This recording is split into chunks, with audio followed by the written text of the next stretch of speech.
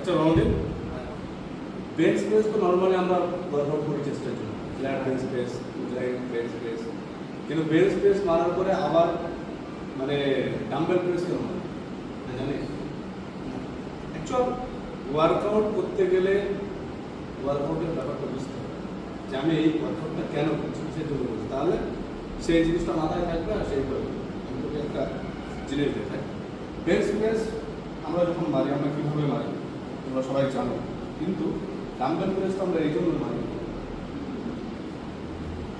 এই মনে করো ডাম্বেলটা নিলাম, ঠিক আছে, যখন আমরা করবো, ঠিক আছে, নিচের দিকে নিয়ে আসবো, তখন এতটা পুরো নিয়ে আসবো, দেন ফুল রেঞ্জ অফ মোশন, ঠিক আছে, এই ঠিক আছে।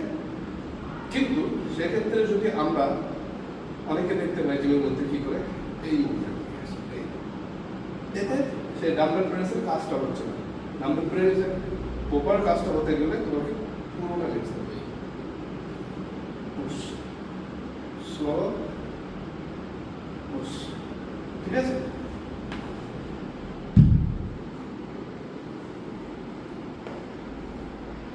এলবোটা এই ভিতরে দিকে চলো, নামা নাম নাম নাম নাম,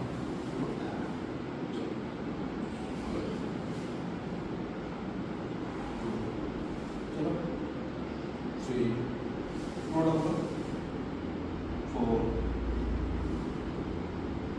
5 চলো 6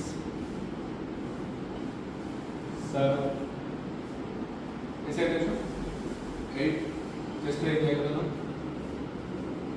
9 चलो 10 चलो लास्ट 11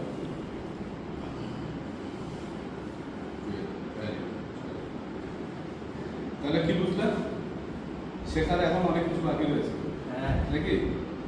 শুধু ওই পেছনে এসে চলো গুড ভেরি গুড হয়ে গেল, এবার জিনিসটাকে বুঝতে হবে, বোঝার চেষ্টা করতে হবে এবং বুঝে ওয়ার্কআউট করলে তাহলে তোমার ডেভেলপমেন্ট ভালো পাবে। সেই